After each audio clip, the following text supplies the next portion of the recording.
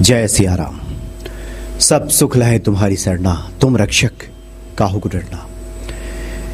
ईश्वर की कृपा का पहला लक्षण यह है कि हमें संतों से प्रेम हो जाता है, संतों की संगति अच्छी लगने लगती है, संतों की वाणी में हमें रस मिलने लगता है।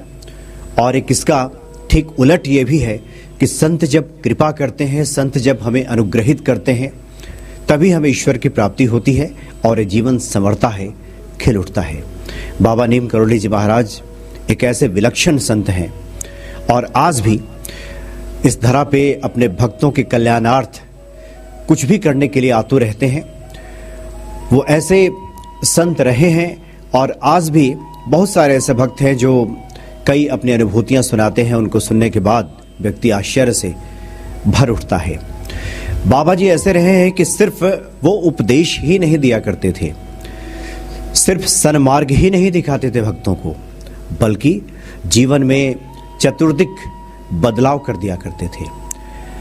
व्यक्ति का सब कुछ संवार देते थे, जो कि हनुमान चालीसा में लिखा है कि तिनके काज सकल तुम साजा। तो भक्तों के सभी कार्यों को व्यवस्थित बाबा नीम करोली जी महाराज कर दिया करते थे। कई ऐसे चमत्कृत किस्से हैं जिसको सुनने के बाद बाबा जी के प्रति ये भक्ति, ये विश्वास और ज़्यादा बढ़ जाता है।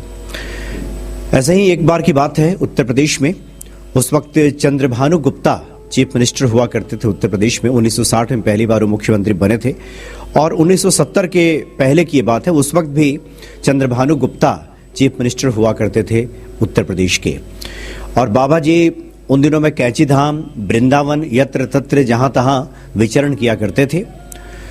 उस वक्त की बात है कि बाराबंकी शुगर मिल वो काफी घाटे में चल रहा था। बाराबंकी का जो शुगर मिल है घाटे में चल रहा था और सरकार उसका अधिग्रहण करने जा रही थी कि ये मिल अब चल नहीं सकता, इसलिए सरकारी अधिग्रहण आवश्यक है। लेकिन जो गन्ना उत्पादक हैं और जो संचालक मंडल के सदस्य हैं, वो ये चाहते थे कि सरकार इसका अधिग्रहण नहीं करे और कम से कम एक मौका उन्हें मिले कि इस मिल को अच्छी तरह से वो चला सकें। इसके लिए संचालक मंडल के एक सदस्य थे कानपुर के रहने वाले देव कामता दीक्षित जी संचालक मंडल में थे। तो गन्ना उत्पादकों की इच्छा के अनुरूप दीक्षित जी को रिसीवर बनाया गया कि दीक्षित जी के देखरेख में अब एक बार फिर से बाराबंकी शुगर मिल को चलाया जाएगा। और इसके लिए आवश्यकता थी कि कोई बैंक बड़ी धनराशि दे। ये 1970 के पहले की बात है और कम से कम 20 लाख रुपए की आवश्यकता थी उस शुगर मिल को चलाने के लिए। और ये सारा जिम्मा दीक्षित जी के ऊपर आ गया था। और दीक्षित जी बाबा नीम करोली महाराज के अनन्य भक्त थे। जब उनको जिम्मा दिया गया तो बाबा जी को मन ही मन उन्होंने सुमिरन किया और बाराबंकी के जो सेंट्रल बैंक है वहां पे गए और 20 लाख रुपए कर्ज के तौर पे उन्होंने मांगा चीनी मिल को चलाने के लिए। लेकिन सेंट्रल बैंक ने देने से मना कर दिया, कहा कि वैसे ही बाराबंकी शुगर मिल घाटे में चल रहा है, इसलिए कोई बैंक इतना बड़ा रिस्क नहीं ले सकता और यहाँ के अधिकारियों के अधिकार क्षेत्र से बाहर की बात है। अगर आपको इतनी बड़ी रकम लोन में चाहिए तो इसके लिए आपको मुंबई कार्यालय जाना होगा और वहाँ के जो डायरेक्टर हैं, चेयरमैन हैं, उनसे आपको बात करनी होगी। ये दीक्षित जी को वहाँ बैंक ने बता दिया। अब दीक्षित जी के सामने बड़ी विकट समस्या थी, मुंबई जाना था, वहाँ जाने के बाद वो लोन पास होगा कि नहीं होगा ये भी चिंता थी। तो उन्होंने सोचा कि क्यों ना बाबा जी का एक बार हम दर्शन कर लें। उन्हें पता चला कि बाबा जी उस वक्त वृंदावन के आश्रम में हैं, तो वो कानपुर से वृंदावन के लिए निकले। लेकिन जब वृंदावन आश्रम में पहुंचे तो पता चला कि बाबा जी 2 घंटे पहले ही यहाँ से जा चुके हैं, कहीं बता कर नहीं गए हैं कि कब लौटेंगे, कहाँ गए हैं, या बस यहाँ से निकल गए हैं। जैसा कि बाबा जी का स्वभाव है कि वो किसी नियम में बंधे नहीं हैं, अगला कदम उनका क्या होगा इसके बारे में निश्चित तौर पे कोई कुछ नहीं कह सकता। तो बाबा जी वहाँ से निकल चुके हैं। वहाँ के चौकीदार ने बातें बताई। अब दीक्षित जी, देव कामता दीक्षित जी बड़े निराश हुए, कहा कि बाबा के दर्शन तो हुए नहीं, अब लगता है कि काम नहीं बनेगा। इसी उधेड़ बुन में वो खड़े थे वहाँ पे, चिंतित उदास उनकी अवस्था थी। तो चौकीदार ने पूछा कि क्या आप कानपुर से आए हैं? बड़े आश्चर्य में पड़े देव कामता दीक्षित जी कि चौकीदार को कैसे पता कि मैं कहाँ से आया हूँ। तो उन्होंने आश्चर्य भरी निगाहों से चौकीदार की तरफ देखा तो चौकीदार ने कहा कि दरअसल बाबा जी जाने के पहले ये बता गए हैं कि कानपुर से मेरा एक भक्त आ रहा है और उससे कहना कि वो चिंतित ना हो, उसका सारा काम हो जाएगा। वृंदावन के जो देवता हैं बांके बिहारी जी, वहाँ जाकर के वो प्रसाद वहाँ का वो लेता जाएगा, उसका सारा काम बन जाएगा। बाबा जी ने ऐसा कहा है।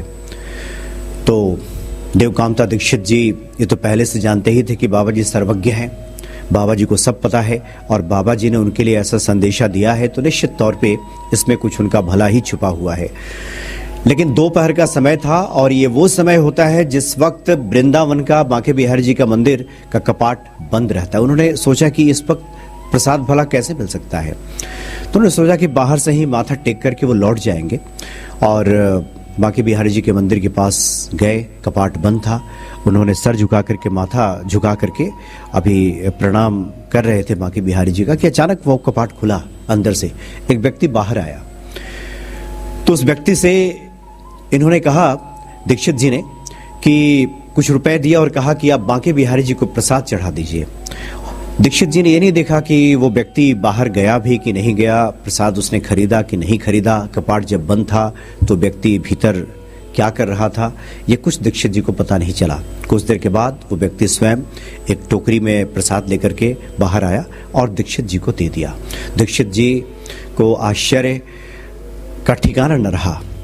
अश्रुपूरित नेत्रों से उन्होंने बांके बिहारी जी को धन्यवाद दिया और साथ ही बाबा जी का धन्यवाद दिया कि बाबा जी की एक ऐसी विचित्र लीला है कि इस प्रकार से वो अपने भक्तों का कल्याण करते हैं। और वो प्रसाद लेकर के उसके बाद फिर उनकी फ्लाइट थी, मुंबई दिल्ली पहुंचे और दिल्ली से फिर मुंबई के लिए रवाना हो गए। मुंबई पहुंचकर मालाबार हिल्स, मुंबई में मालाबार हिल्स है, वहीं पे चेयरमैन जो सेंट्रल बैंक के चेयरमैन हैं उनका वहाँ पे घर था, तो सीधे वो उनके घर पे ही चले गए। इतनी बड़ी रकम लोन में चाहिए तो वहाँ पहुँच गए। वहाँ जाने पता चला कि वहाँ के गेट कीपर ने बताया कि चेयरमैन साहब तो विदेश चले गए हैं। फिर निराशा हाथ लगी, लेकिन बाबा जी पे भरोसा था कि बाबा जी ने जब कह दिया है कि काम हो जाएगा तो तय है कि काम होना ही होना है। तो उनके हाथ में जो प्रसाद था, उन्होंने उस गेट कीपर से कहा, दरबान से कहा कि आप इसको प्रसाद अंदर भिजवा दीजिए। वो प्रसाद लेकर वो व्यक्ति जैसे ही अंदर गया तो चेयरमैन साहब की जो पत्नी है वो द्रवित होकर के बाहर आई अश्रुपूरित नेत्रों से। और जब उन्हें पता चला कि बांके बिहारी जी का प्रसाद आया है तो वो तो रोने लगी। उन्होंने कहा कि बहुत दिनों से उनकी इच्छा थी कि बांके बिहारी जी के दर्शन करें, लेकिन पति की व्यस्तता की वजह से ऐसा कोई संयोग नहीं बन रहा था कि वो वृंदावन जाएं और बांके बिहारी जी का दर्शन करें। और बांके बिहारी जी ने तो आज स्वयं प्रसाद भिजवा दिया है। तो वो भक्ति भाव से भरकर द्रवित हो गई और दीक्षित जी का हालचाल पूछने लगी, किस कारण आपका आना हुआ है। और वहीं उनके ठहरने की भी व्यवस्था करा दी गार्ड से कह करके। दीक्षित जी वहीं ठहर गए और अपने पति से बात करके जल्द ही वहां से, विदेश से 1-2 दिनों के भीतर ही अपने पति को बुलवा लिया चेयरमैन साहब की पत्नी ने। और उसके बाद चेयरमैन साहब से जब दीक्षित जी मिले तो चेयरमैन साहब ने 20 लाख का जो लोन है वो भी उन्हें दे दिया, कर्ज दे दिया चीनी मिल को चलाने के लिए। तो बाबा जी की कृपा से सर्व कार्य, संपूर्ण कार्य जो है वो पूरा हो गया। और बाद में उस कर्ज को लेकर के बाराबंकी के चीनी मिल को चलाने के लिए दीक्षित जी आए और चीनी मिल भी सफलतापूर्वक ये चला। तात्पर्य यह है कि बाबा जी अपने भक्तों को कभी निराश नहीं करते, कभी खाली हाथ नहीं छोड़ते। भक्तों का अनुभव है कि बाबा जी कभी प्रारब्ध किंतु परंतु इसमें नहीं पड़ते थे। जो भी उनकी शरण में गया उसके समस्त कार्य सिद्ध ही समझिए। समस्त कार्य स्वयं बाबा जी संभाल लेते थे, कर देते थे। और आज भी जो बाबा जी के भक्त हैं, जो उनके दर्शन करते हैं, जो उनका सुमिरन करते हैं, उनका गुणगान यशगान करते हैं, उनकी समस्त मनोकामनाएं आज भी पूर्ण हो जाती हैं। आप भी बाबा जी के भक्त हैं और आपके भी कुछ ऐसी अनुभूतियां हैं, कुछ अनुभव हैं, तो आप व्हाट्सएप कर सकते हैं। जो व्हाट्सएप नंबर आप चलते हुए देख रहे हैं, इस पे आप व्हाट्सएप कीजिए, हम आपसे संपर्क करेंगे और डिजिटल माध्यम से आपसे हमारी कोशिश होगी कि आपके अनुभवों को जान सकें और बाबा जी की महिमा को ज़्यादा से ज़्यादा लोगों तक पहुंचाने का एक माध्यम आप भी बने, हम भी बने और भक्त लाभान्वित हों। चूँकि बाबा जी सबके हैं, जो भी बाबा जी को याद करता है, सुमिरन करता है, उसके समस्त कार्य बाबा जी सिद्ध कर देते हैं। जय सिया राम।